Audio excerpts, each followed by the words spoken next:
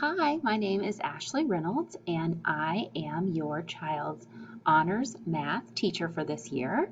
I have loved getting to know them so far. I know it's kind of difficult through the screen, but we're really having a good time and we're learning a lot. So, a little bit about me. I am from Augusta, Georgia. I went to the University of Georgia. Go Dogs.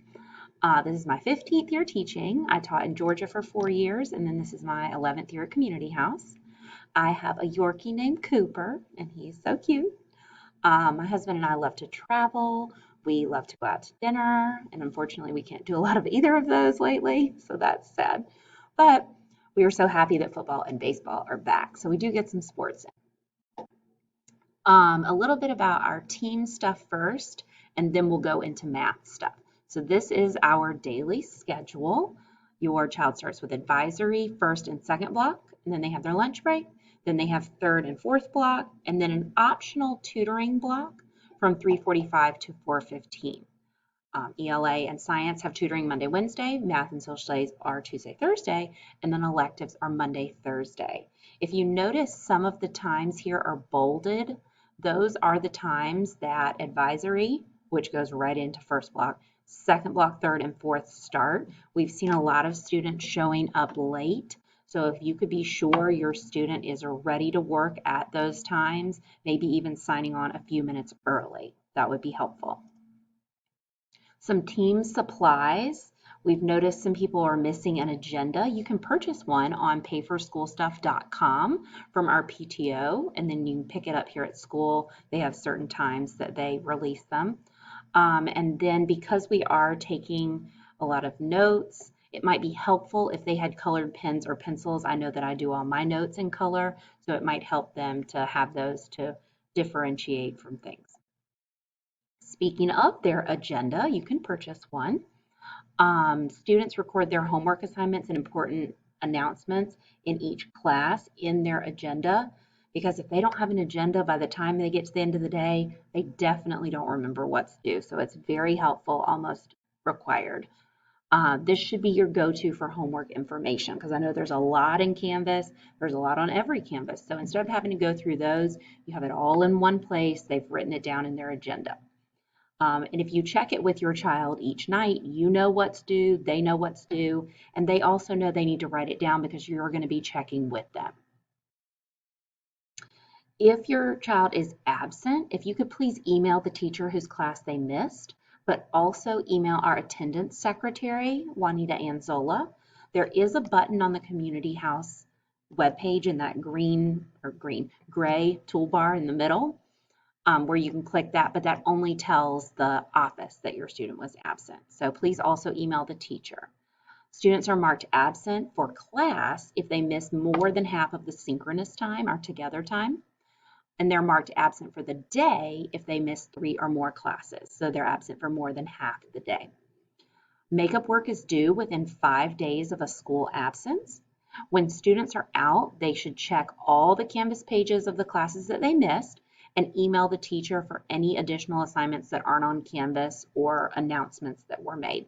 We just don't want them falling behind. So the more that they can do ahead of time, the better. When students return from an absence, they also need to check with the teacher. Anything else, any other announcements, just to be sure they're all caught up. Now we'll go into math a little bit. So honors math 6th curriculum. They're actually going to do all of the 6th grade curriculum and then more than half of the 7th grade standards also. And they're intertwined together. It's not we do all 6th and then all 7th. They kind of blend together. So we just finished our fraction division. We had our test last week, and we're starting our base 10 arithmetic, our work with decimals. Then we'll move into area, surface area, and scale drawings. Then we'll do ratios, unit rates, and percents. Then we'll get into a little bit of algebra with expressions and equations. Then we'll do proportional relationships and percentage situations, rational numbers, data sets, and then kind of bring it all together with rational number arithmetic and more equations and inequalities. The math supplies that they need are a spiral or a composition notebook. They can have either, whichever they're more comfortable with.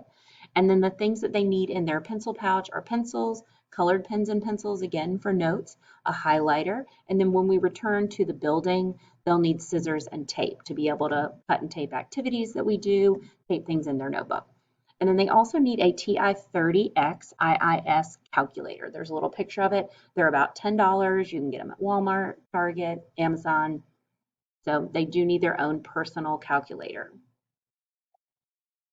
In their math notebook, they should have everything written down on the very next clean page. And I suggested that they put a sticky note on today so it's easy for them to just flip right to it every day and just move that sticky note on over.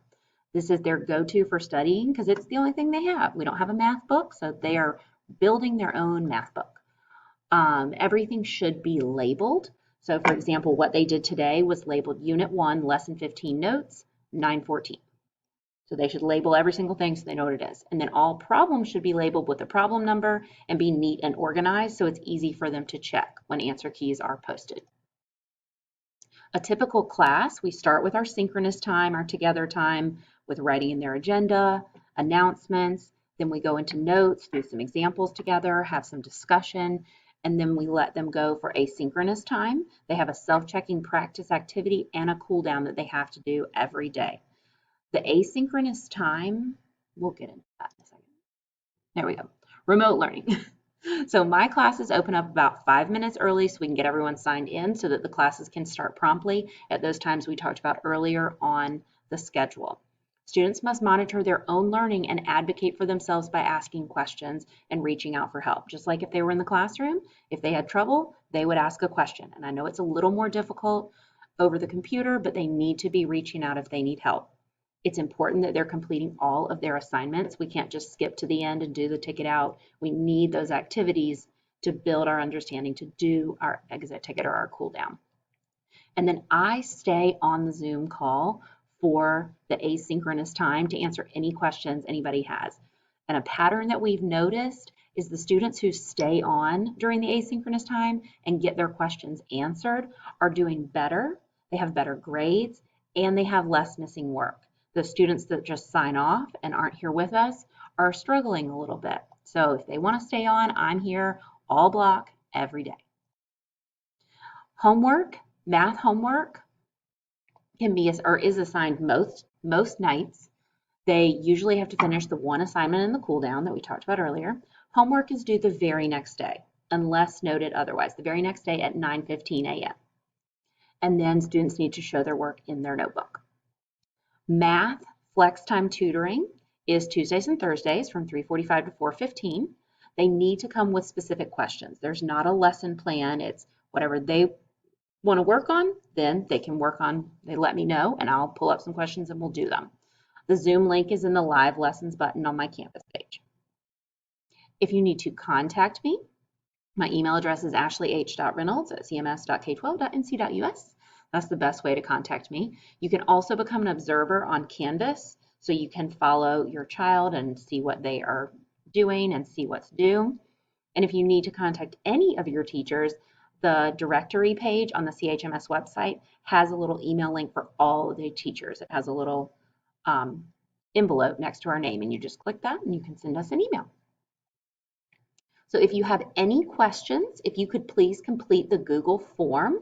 It's at the bottom of the invitation that you got for our Team Earth. So if you have any questions, please fill that out and we will get back to you. Thanks so much and we look forward to a great year.